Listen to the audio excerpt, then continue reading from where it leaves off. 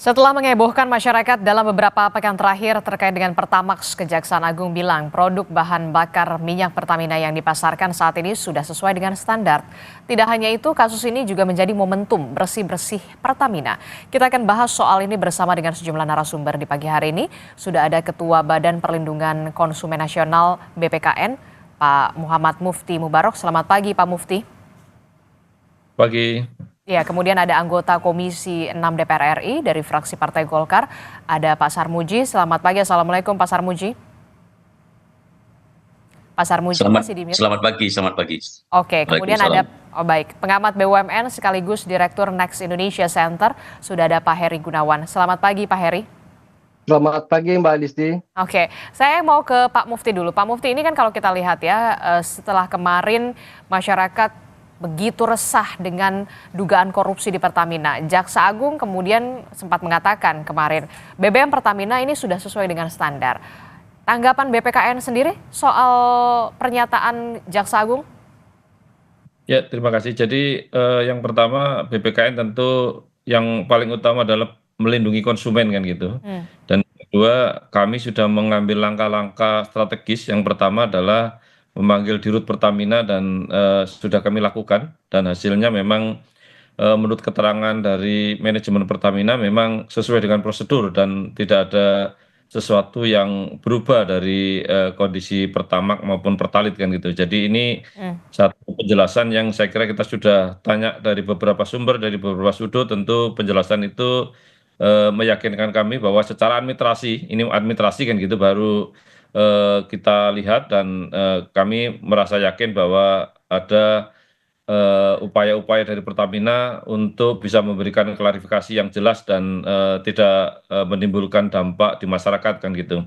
Dan yang kedua tentu kami hari ini akan ke Pelumpang untuk melakukan pengecekan langsung. Kami minta data dari tahun 2018 sampai 2023, bagaimana kemudian proses itu dilakukan dan sampai hari ini yang terjadi bagaimana kan gitu. Itu penting karena biar meyakinkan kami, dan kami lanjut akan turun ke beberapa SPBU untuk melihat bagaimana kemudian proses ini BPOM Pertamina ini melakukan di lapangan yang akan sampai dihilirisasi kan gitu, di terakhirnya bagaimana kan gitu, sehingga kita punya data-data yang lengkap, dan kita juga akan minta uji lab ini dilakukan serentak untuk setiap SPBU sehingga masyarakat tidak ragu lagi untuk hari ini kan gitu. Tapi untuk yang tahun-tahun lalu tentu kita ingin data dari bagaimana bed-bed yang produksi itu supaya kami juga yakin kan, jangan sampai sekarang beres tetapi yang tahun-tahun lalu belum beres kan gitu. Itu catatan kita sebagai konsumen, tentu kita ingin lebih komprehensif lagi melihat langsung bagaimana terjadinya proses yang dalam tanda kutip apa itu blended, apa itu oplosan dan sebagainya, kita saksikan langsung biar kami yakin. Dan ini sesungguhnya kita sebagai perwakilan konsumen meyakinkan kita sendiri dan kemudian konsumen supaya tidak ragu lagi terhadap produk dari Pertamina itu kan gitu.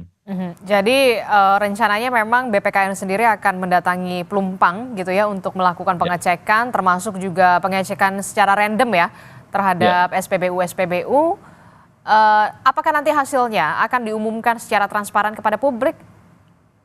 Ya, tugas kami tentu sebagai amanat undang-undang adalah memberikan saran atau rekomendasi kepada pemerintah, kepada pelaku usaha, dan ini akan kita lakukan rekomendasi resmi kami kepada pemerintah atau tentu kepada Pertamina kan gitu. Setelah temuan kami nanti sore kami uji langsung di kilang, dan kemudian seluruh SPBU juga beberapa sampling kita untuk bisa langsung menyaksikan bagaimana Pertamina memberikan klarifikasi dan memberikan spesifikasi yang selama ini disangka oleh konsumen gitu, karena memang konsumen sekarang ini resah dan kemudian tentu beralih kepada SPBU yang lain. Ini saya lihat di pantauan kami hari ini, hari kemarin sepi sekali kan gitu Pertamina. Ini kan masih ada tendensi bahwa sentimen negatif masih terjadi di Pertamina itu.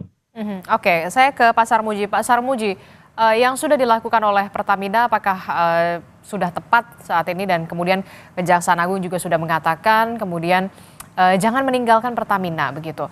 Apakah yang jadi pertanyaan sekarang begini, apakah yang sudah dilakukan saat ini sudah cukup untuk kemudian bisa mengembalikan lagi kepercayaan masyarakat? Ya, ini memang sesuatu yang tidak mudah ya. Masyarakat sudah terlanjur menelan mentah-mentah kata oplosan. Jadi ada dua diksi yang berkembang kemarin. Pertama adalah kata oplosan, yang kedua adalah kata blending. Mhm. Dua hal itu ya meresahkan sekali buat masyarakat. Oplosan bahkan cenderung sudah pasti negatif kalau oplosan. Kalau blending, masyarakat masih bingung, ini blending ini maknanya sama dengan oplosan Hmm, atau makna yang lain. betul. Dan kalau secara teknis, blending itu memang memiliki makna yang lain dibandingkan dengan oplosan. Mhm. Karena blending itu sesuatu yang normal, sesuatu yang selama ini terjadi dan bukan untuk mengibuli masyarakat, Hmm, tetapi secara teknis memang itu dimungkinkan untuk menjaga spesifikasi BBM tertentu. hmm, Nah, ini yang masih perlu terus dijelaskan kepada masyarakat mhm. bahwa Pertamina tidak melakukan oplosan. Ini yang perlu diyakinkan kepada masyarakat, dan Kejaksaan Agung sudah melakukan klarifikasi sekurang-kurangnya. Kejaksaan Agung sudah menyatakan bahwa BBM yang beredar hari ini sudah sesuai dengan spesifikasi. Hmm. Itu tentu saja sesuatu yang menggembirakan, tetapi itu belum cukup untuk meyakinkan masyarakat yang sudah terlanjur menelan mentah-mentah kata oplosan. Oke. Nah, kalau memungkinkan, BPKN sebaiknya memang sebagai usaha untuk meyakinkan konsumen, kalau diperlukan membuat tim independen, yang tim independen itu bisa meyakinkan masyarakat bahwa hasilnya memang bisa dipercaya oleh masyarakat. Hmm. Dan Pertamina mesti support itu seandainya BPKN membentuk tim independen, barangkali melibatkan pakar atau yang lain-lain, silahkan saja. Hmm. Tetapi ini diperlukan agar masyarakat yakin, oh benar, memang produk yang sudah beredar di masyarakat itu produk yang sudah sesuai dengan spesifikasi yang ada. Mhm. Oke. Bagaimana Pak Mufti soal usulan dari Pasar Muji? Apakah nanti akan dicoba untuk dikaji untuk bisa direalisasi begitu untuk bisa kembali secara perlahan memulihkan kepercayaan masyarakat terhadap Pertamina? Kami sangat setuju dengan tadi Bapak Sarmuji, anggota Dewan kita yang terhormat. Tentu ini sebuah upaya-upaya terakhir, jadi kita secara lapangan, kemudian data, fakta, dan sebagainya dari tim BPKN sudah bisa kemudian dalam tanda kutip menyimpulkan apa yang terjadi, tetapi kami juga perlu melakukan langkah-langkah mitigasi kan gitu. Artinya dengan membentuk katakanlah seperti satgas atau apa yang terkait dengan itu, dan kami akan melibatkan seluruh stakeholder kita karena harus banyak pakar, banyak praktisi yang memang harus kita libatkan, dan ini kami akan bentuk Mhm. mudah-mudahan cepat, dan itu akan menjadi bukti bahwa mewakili konsumen seluruh Indonesia, mewakili dari unsur akademisi, mewakili dari unsur pemerintah dan sebagainya. Tentu ada 5 unsur yang Mhm. dari masyarakat juga kita libatkan, dari media dan sebagainya. Mhm. Dengan nanti kesimpulan kami ini kemudian kesimpulan yang memang benar-benar berdasarkan fakta dan komprehensif dari semua pihak kan gitu. Artinya Mhm. tidak ada sesuatu yang ragu dari kita, itu barangkali ide yang luar biasa, dan kami akan sambut langsung karena Komisi 6 Bapak kita, Bapak Sarmuji ini adalah mitra kami, sehingga kami ini merupakan satu bentuk koordinasi yang luar biasa, dan insya Allah hari ini kita lakukan hal-hal seperti itu. Mhm. Mhm. Oke, ada usulan BPKN kemudian membentuk tim independen untuk kemudian bisa menyelidiki bersama dengan pakar begitu ya, kalau memang, dan juga memastikan bahwa BBM yang beredar di pasaran di Pertamina, khususnya dari Pertamina ini memang sudah sesuai dengan standar seperti yang sudah dikatakan oleh Kejaksaan Agung dan juga Pertamina. Bahkan kalau kita lihat Direktur Utama PT Pertamina sendiri sudah mengatakan bahwa kalau memang ada keluhan, silahkan adukan ke Pertamina begitu ya, dengan secara terbuka. Pertamina sudah mengatakan seperti itu. Kalau dari Direktur Next Indonesia Center Pak Heri sendiri, kita tahu ini oke lah, Pertamina sedang berupaya untuk mengembalikan reputasinya kembali sebagai BUMN plat merah begitu ya. Tapi kemudian yang kita lihat juga angka dugaan korupsi Pertamina yang dirilis Kejagung ini kan fantastis sekali ya Pak Heri ya. Iya, Nah, bagaimana ini kemudian supaya reputasi Pertamina dan juga anak-anak perusahaan Pertamina bisa kembali lagi? iya. Terima kasih Mbak Adisti. Gini Mbak, yang diumumkan oleh Kejaksaan Agung itu bahwa kita ingin sebenarnya gini, pemberantasan korupsi adalah bagus. dan kita pasti semua mendukung pemberantasan korupsi. Tapi yang kami khawatirkan atau minimal saya khawatirkan yang selalu terjadi adalah efek selebrasi. Efek selebrasi dari aparat penegak hukum yang cenderung berlebihan. Misalnya gini, pada kasus ini mohon maaf ya, ini kan pasti perlu diuji loh. Jangan-jangan antara potensi kerugian negara dengan potensi kerugian ekonomi. Kalau kerugian ekonomi kan diantaranya opportunity loss. Nah, artinya bukannya kerugian negara. Nah, ini saya khawatir bercampur baur. Contohnya yang paling gampang tuh gini, di depan mah Kejaksaan Agung bilang dalam rinciannya itu bahwa ada dana kompensasi 194 triliun yang berpotensi menjadi kerugian negara pada tahun 2023. Saya, Mbak, sebagai di lembaga riset, itu kita cari dokumen resminya di Pertamina dari sumber yang resmi, dari website segala macam, juga dari media, dan akhirnya kita menemukan ternyata yang namanya dana kompensasi Pertamina tahun 2023 itu 7,2 miliar dolar. Kalau kita kalikan 16.000 aja per dolar, 16.000 itu kan 2024 sebenarnya. Udahlah kita anggap 16.000 misalnya. Itu cuma 115 triliun, Wah. Lalu siapa yang nombokin kerugian negara itu misalnya gitu? Kan dibilang 194. 126 menurut versinya Kejaksaan Agung itu. Dari total 194, 126 adalah dana kompensasi.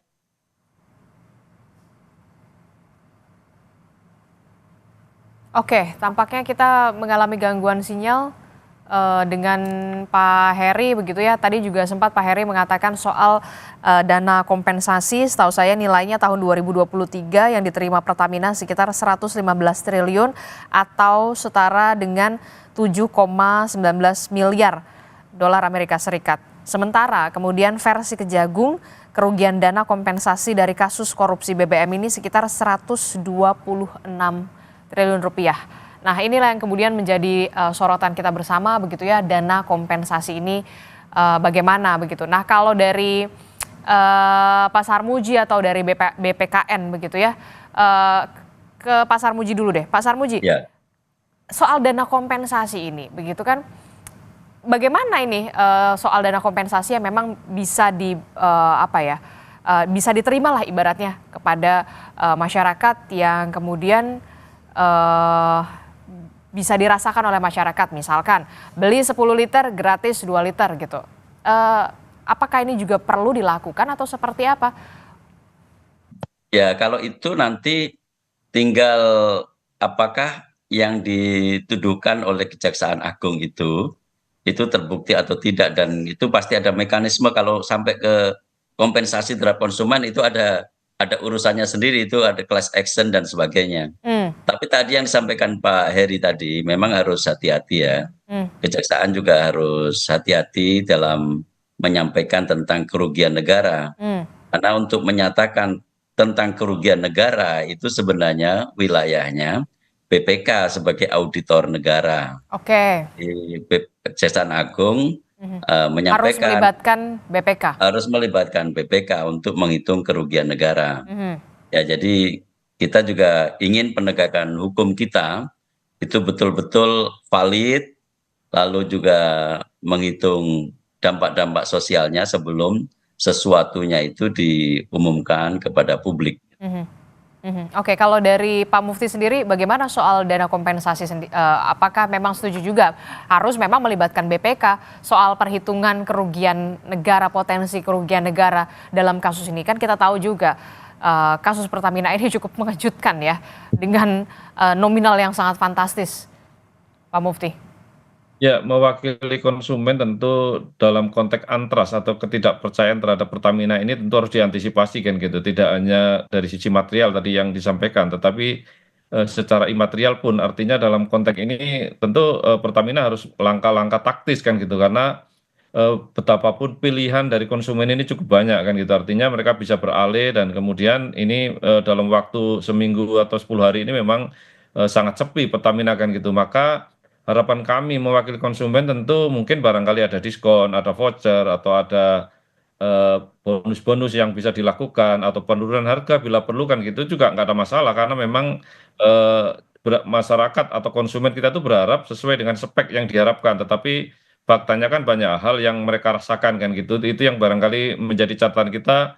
Mohon Pertamina untuk bisa memberikan satu semangat kepada konsumen kita untuk bisa percaya kembali kan gitu ya. Tentu konsumen kita itu paling suka dengan satu diskon atau bonus atau dengan penurunan harga itu penting kan gitu karena bukan karena kasus ini tetapi bahwa keuntungan Pertamina ini kan cukup besar kan gitu. Artinya dari sisi harga kita cek dengan Malaysia cukup jauh kan gitu dan Hmm, tentu berharap adalah sedikit penurunan meskipun Rp500 dan itu sangat berarti bagi konsumen karena memang sangat diharapkan. Ini kan terlalu mahal pertama kita ini 12.900 itu sesungguhnya bagi menengah ke atas saja cukup, tetapi kan ini keterpaksaan membeli Pertamax ini sehingga eh, mestinya mereka masih beralap Pertalite, sebelumnya masih beralap premium, hmm, apa itu yang sebelumnya lebih murah 6.500, 10.000 dan 12.900. Ini sesungguhnya pilihan-pilihan yang mestinya ada kan gitu, orang bisa memilih, tetapi kan kemudian sekarang kalau beli Pertalite antri, beli Pertamax tidak antri, ya tentu ini teknik marketing lah di Pertamina bagaimana meyakinkan kembali dari konsumen dan rakyat Indonesia biar percaya dalam waktu yang cepat ini. Itu kan kira-kira solusi. Tetapi tadi Pak Sarmuji menyampaikan dengan mekanisme hukum, tentu kita juga ingin mekanisme yang lebih manusiawi kan gitu. Artinya biar rame dan tentu kepercayaan lebih penting dari segala-galanya. Oke, Pak Heri silakan dilanjutkan Ya, soal dana kompensasi ini. Kalau ya, tadi menurut Pak Sarmuji kalau soal dana kompensasi ini cukup berhati-hatilah. Kemudian ayolah betul. gandeng juga lah BPK. Iya, iya. Soal potensi kerugian negara, potensi Iya, juga kerugian yang diderita oleh masyarakat begitu ya. iya. Bagaimana Anda Nah, melihat ini? saya hanya melihat ini Mbak Disti, ini karena ada efek selebrasi yang dilakukan oleh Kejaksaan Agung. Dia ingin memperlihatkan bahwa mereka itu sedang bekerja dengan baik dalam konteks pemberantasan korupsi. Kita dukung sampai di situ. Hmm, Tapi hati-hati gitu, efek selebrasinya jangan sampai menimbulkan ekses yang tidak baik. Ekses yang tidak baik misalkan dari konflik soal oplosan dari itu segala macam gitu ya. Nah, itu ada lembaga yang lebih punya otoritas ngomong soal itu. Misalnya apa? Lemigas. Lemigas ini kan regulator. Dia balai besar pengujian minyak dan gas bumi gitu. hmm, Nah, seharusnya yang lebih punya otoritas untuk menyatakan bahwa produk ini, produk migas sesuai standar atau tidak, itu adalah Lemigas. hmm, Nah, begitupun dengan soal dana kompensasi tadi. hmm, Jadi dari mana dana kompensasi yang dilaporkan yang diterima dari Kementerian Keuangan itu sekitar kalau laporannya Pertamina itu mata uangnya dia pakai dolar tuh ya.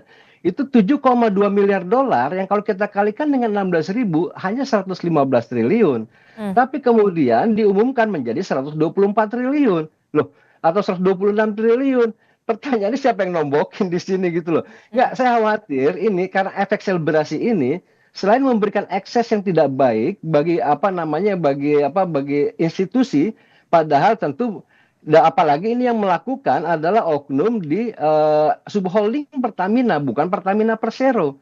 Ini kan hal-hal yang ini entitasnya aja udah berbeda gitu ya. Ada Pertamina Persero, ada subholding gitu kan, PT Pertamina Patraniaga, hmm, ada Pertamina International Shipping, ada PT Pertamina Kilang Internasional. Nah, betul. ini kan akhirnya terkena semua Pertamina nih. Satu terkena semua Pertamina, Hmm, kemudian juga terkena eksesnya ke produknya, kemudian juga dana kompensasi yang berlebihan itu. Nah, ini aja saya berharap bahwa ke depan ini jangan sampai ada efek selebrasi yang berpotensi merugikan apa namanya yang memberikan ekses negatif terhadap kasus yang ini ya terhadap reputasi lah ya. hmm, Reputasi orang yang lagi diperiksa yang kita juga harus tahu bahwa mereka juga harus apa namanya bisa jadi bukan karena lembaganya tapi juga karena orangnya juga kepada lembaga Kejaksaan Agung, Wah. hmm, Jangan sampai kayak kemarin kasus Timah 300 triliun. Akhirnya apa? Ini kan jadi ternyata itu kan potensi kerugian ekonomi. hmm. Ada opportunity loss. Oke. Nah, ini itu Mbak. Pak Heri, karena tadi Anda sudah menyinggung soal bagaimana Patraniaga, International Shipping, Kilang Internasional. Kita tahu dalam kasus ini diduga juga melibatkan 3 subholding ini ya. Iya, Patraniaga, kemudian International Shipping, Kilang Internasional. Kemudian sepertinya dalam tanda kutip ada dugaan begitu ya, ada orkestrasi nih di dalam holding ini. Nah, pertanyaan selanjutnya, kemudian mekanisme pengawasan seperti apa lagi sih yang harus dilakukan segera oleh internal Pertamina untuk bisa kemudian bersih-bersih di internal Pertamina? Jangan dijawab dulu Pak Heri, kita akan temukan jawabannya usai jeda. Tetaplah bersama kami hanya di Sapa Indonesia Pagi.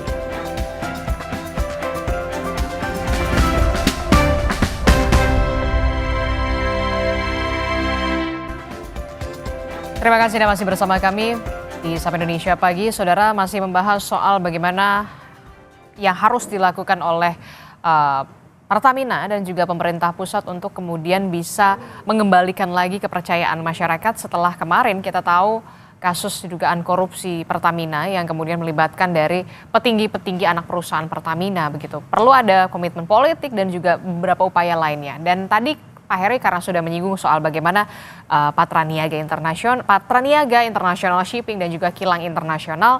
Nah, kalau kita lihat kan dalam kasus ini juga diduga ya, sekali lagi saya mengatakan diduga melibatkan ada 3 subholding Pertamina yang tadi sudah disebutkan. Nah, ada dugaan kok sepertinya ini ada orkestrasi ya di dalam holding ini. Nah, seharusnya seperti apa mekanisme pengawasan yang harus dilakukan segera untuk membersihkan Pertamina supaya kemudian tata kelola minyak, tata kelola impor juga bisa benar-benar sesuai dengan alurnya, on the track begitu, Pak Heri? Kalau saya tuh khawatir tuh gini Mbak, sebenarnya kan fungsi pengawasan di atas kertas itu sudah ada semua.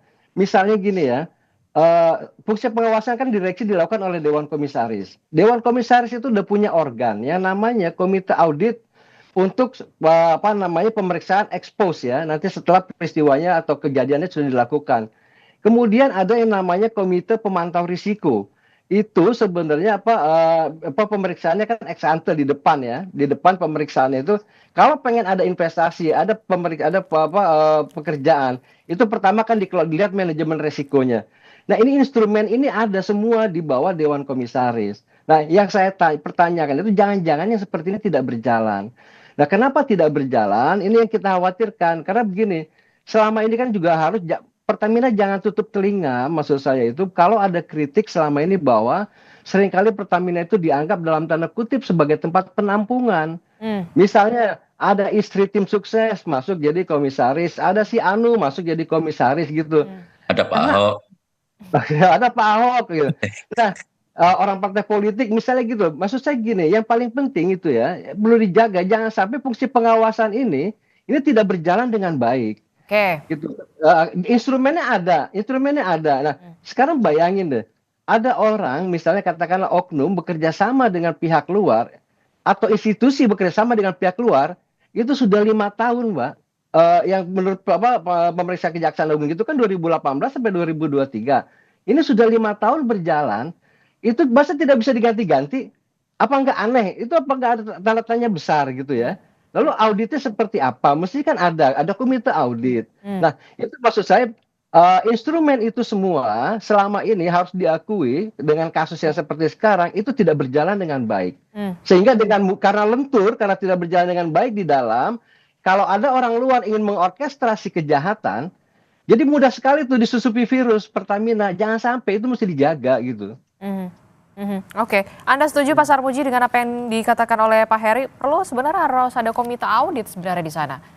Sebenarnya peran untuk mengawasi secara internal sudah ada Dewan Komisaris ya tadi sampaikannya. Jadi kalau ada selama ini yang menganggap Dewan Komisaris itu tidak punya daya apa-apa, ya ngapain orang dibayar mahal-mahal nggak punya daya apa-apa. Dan ternyata ada instrumen tadi sudah dijelaskan oleh Pak Heri bahwa ada komite audit dan punya instrumen banyak lah untuk meminta direksi menjalankan bisnis sesuai dengan rule yang ada. Yang kedua, sebenarnya Kementerian BUMN bisa lebih dari itu. Pada waktu rapat kerja saya sudah pernah sampaikan bahwa Kementerian BUMN perlu membuat satu desk khusus untuk menampung atau untuk sebagai cara agar orang bisa mengadukan di situ tentang potensi korupsi di masing-masing BUMN. Karena korupsi ini kan banyak sekali BUMN mengalami kasus yang sama dengan Pertamina. Kalau ada des khusus, yang des khusus itu orang bisa menyampaikan early warning system. Oh, ada tanda-tanda bahaya ini, ada tanda-tanda korupsi ini di BUMN Pertamina misalkan, atau BUMN PLN, atau BUMN apa saja. Orang bisa mengadukan ke sana. Yang kedua, perlu dibangun satu whistleblower system. Jadi orang mengadukan di internal itu ada internal BUMN. Kalau ada orang-orang internal BUMN yang mengadukan, itu tidak diberikan sanksi, tapi justru diberikan apresiasi. Kadang-kadang kan kalau ada orang yang mengadukan secara internal di satu lembaga atau satu badan usaha, kadang malah dikucilkan, kadang malah diberikan sanksi, bahkan kadang-kadang Non-job. secara sosial non-job gitu. Itu yang harus dijamin dengan tadi, dengan des khusus dan whistleblowing system tadi itu. Kalau itu bisa dilakukan, itu akan sangat membantu seandainya dewan komisaris itu tidak melakukan sesuatu sebagaimana mestinya. Tetapi memang seperti yang dikatakan Pak Heri, mestinya dewan komisaris yang pertama harus tahu apa yang terjadi seandainya ada penyimpangan di jajaran direksi dan bawahannya. Oke, cukup menarik begitu ya apa yang dikatakan Pak Sarmuji begitu. Ini jadi momentum yang tepat begitu ya, tidak hanya bagi Pertamina begitu ya, tapi juga bagi seluruh BUMN yang ada di Indonesia untuk bisa bersih-bersih, bahkan ada des khusus, jangan sampai kemudian internalnya yang ingin mengadukan adanya dugaan dalam tanda kutip dugaan penyelewengan atau dugaan korupsi justru malah dikucilkan. Nah, menurut Pak Heri sendiri bagaimana soal ini? Ya, saya setuju tuh dengan disampaikan oleh Pak Sarmuji itu. Kan selama ini Mbak, di dalam manajemen risiko itu kita kenal ada 3 line of defense ya. Itu di line pertama itu yang melakukan itu adalah fungsinya langsung kan. Nah, yang kedua internal audit di second line. Di line yang ketiga itu ada artinya manajemen, di situ ada komisaris, ada direksi. Nah, seharusnya yang disampaikan oleh Pak Sarmuji tadi itu menjadi line keempat, Mbak. Dalam hal ini Kementerian BUMN, kan Kementerian BUMN ini udah berbeda nih. Kementerian BUMN dulu sebelum Pak Erik itu kan dibaginya deputi-deputinya per sektor. Kalau tidak sektor bisnis ya, sekarang kan tidak sektor bisnis. Jadi ada deputi yang khusus menangani manajemen risiko. Nah, itu udah ada tuh barang itu organisasinya sudah ada. Nah, maksud saya tadi untuk membentuk whistleblowing system, nah ini harus dibangun misalnya line yang keempat. Line yang keempat itu dalam hal ini ya Kementerian BUMN bukan hanya sebagai regulator, tapi sebagai pemegang saham. Nah, kemudian dia membentuk line keempat sehingga kalau ada orang BUMN termasuk di internal itu yang ingin mengadukan komisarisnya bahwa komisarisnya begini atau manajemennya begini, dia nggak sungkan lagi mengadukan ke manajemennya, ke perusahaannya sendiri, tapi disampaikan ke ke tadi des yang khusus itu segala macam. Nah, supaya des ini bekerja lebih independen dan kerjanya juga jangan suka dengan lagi senang efek selebrasi, tapi ini kerjanya harus silent, tiba-tiba selesaikan kan harus seperti itu gitu ya. Nah, itu menarik menurut saya. Jadi harus membuat, kalau selama ini ada 3 lines, ini dibuat harus menjadi 4 lines. Lines keempat itu adalah owner, dalam hal ini pemerintah yang diwakili oleh Kementerian BUMN. Oke, saya sepakat juga untuk Pak Sarmuji dan juga Pak Heri. Nah, jangan sampai kemudian begini. Oke lah, ini kasusnya dengan hukum begitu sudah berjalan di Kejaksaan Agung begitu ya. Ada 9 orang yang sudah ditetapkan sebagai tersangka. Ada pihak swasta, kemudian juga ada pimpinan pucuk tertinggi dari anak perusahaan Pertamina begitu ya. Tapi di lain sisi kita juga melihat Pertamina ini adalah BUMN yang satu-satunya kita punya begitu ya, soal BBM begitu ya, untuk pendistribusian BBM begitu ya. Jangan sampai kemudian dalam tanda kutip begitu ya, rusak setitik. Ya kan? Ya kan? Nah ini ya jadi gimana ya, kita juga harus menyelamatkan Pertamina dari orang-orang yang seperti ini begitu ya, yang sudah menciderai seperti ini. Nah, kalau dari BPKN sendiri bagaimana supaya kemudian konsumen juga bisa Kita fix lagi deh, kita pakai Pertamina lagi deh. Setelah kemarin kita lihat banyak sekali fenomena SPBU swasta ini sudah ramai oleh masyarakat. Mereka sudah beralih ke SPBU swasta, begitu, Pak Mufti. Ya, jadi dari diskusi ini tentu kami terinspirasi bahwa kita perlu membentuk tim pencari fakta kan gitu, dan barangkali juga Pak Henry dan sebagainya nanti kita libatkan ketika semua para pihak ini yang memang orang-orang independen kan gitu, sehingga bisa memberikan satu pernyataan atau rekomendasi kepada masyarakat, kepada konsumen nanti, dan tentu kepada stakeholder kita, pemerintah, BUMN dan sebagainya, DPR dan sebagainya. Tentu ini sangat penting gitu, karena masyarakat ini bingung meskipun versi A, versi B, versi Kejagung, versi Pertamina, versi masyarakat sendiri juga punya alat uji yang kadang-kadang kita juga di luar dugaan kita gitu dengan cara-cara mereka kan gitu. Nah, ini tentu kita ingin kumpulkan fakta-fakta ini dan kemudian nanti kita simpulkan dan kita rekomendasikan bahwa kalau misalnya kesimpulan kami bahwa sudah tidak ada masalah dan clear, ya tentu kita sampaikan, dan ini harus menjadi kewajiban masyarakat untuk bisa beralih ke Pertamina, karena ini satu-satunya BUMN yang memang sangat kita harapkan, merah putih yang kita harapkan menjadi ikonik Indonesia kan gitu. Oke, sama-sama juga menyelamatkan plat merah ini, Pertamina ini, jangan sampai kemudian gara-gara sejumlah orang ini, pimpinan ini kemudian rusaklah semuanya begitu ya. Terakhir saya ke Pak Heri dan juga Pak Sarmuji.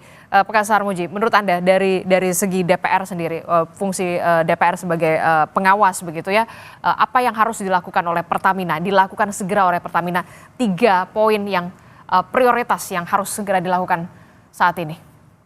Ya, pertama ya meyakinkan pada publik bahwa apa yang dinyatakan oleh Pertamina itu benar.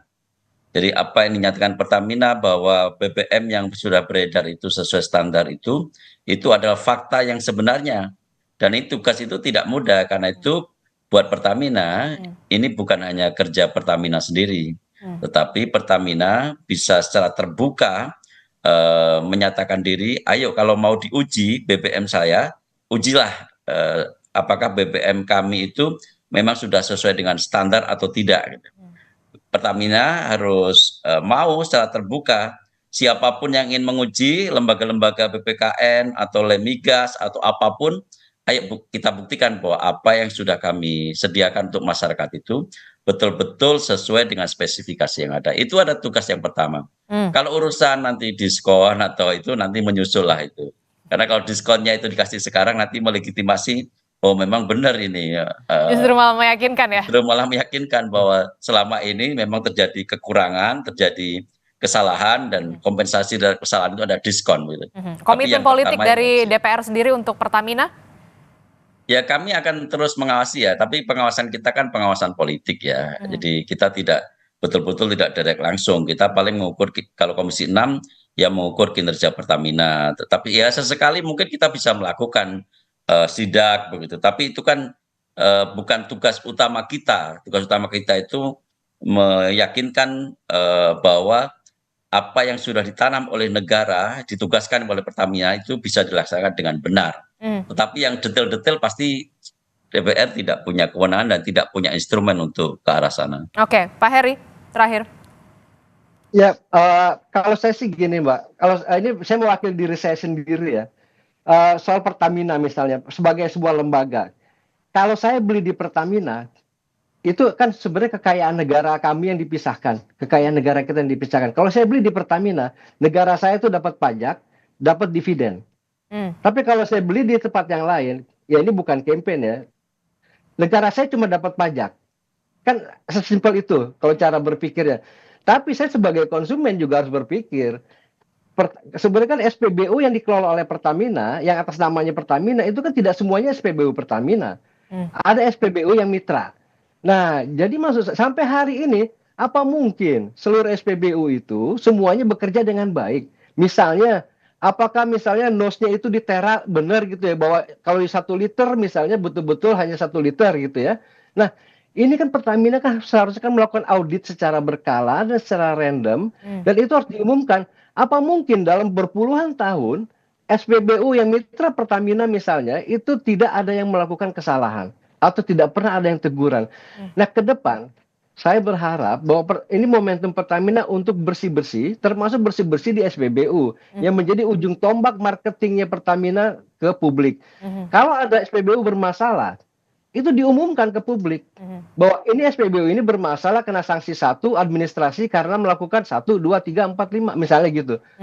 Jadi saya Secara sebagai transparan. konsumen, sebagai konsumen merasa terlindungi. Oke. Dan saya akan menghukum dia, saya nggak mau beli di situ, saya belok ke tempat yang lain misalnya gitu loh, Mbak. Ya. Nah, kira-kira seperti ini momentum lah membersih-bersih Pertamina, termasuk terutama pada SPBU. SPBU itu sangat efektif sebagai sarana komunikasi Pertamina di ujung paling depan. Oke, tentu saja ini jadi momentum bersih-bersih yang tepat begitu ya untuk Pertamina untuk bisa kembali lagi secara perlahan mengembalikan kepercayaan masyarakat yang kemudian kita tahu gara-gara kasus kemarin begitu ya, Pertamina secara institusi begitu punya PR yang harus segera diselesaikan begitu ya. Tidak hanya Pertamina tapi juga menjadi pelajaran juga ini bagi seluruh BUMN yang ada di Indonesia begitu ya, untuk bisa bersih-bersih juga dan juga bisa memberikan yang terbaik untuk masyarakat. Terima kasih Pak Heri, Pak Sarmuji, kemudian Pak Mufti telah bergabung bersama kami. Sehat selalu Bapak-bapak semuanya. Selamat pagi. Assalamualaikum. Waalaikumsalam warahmatullahi wabarakatuh.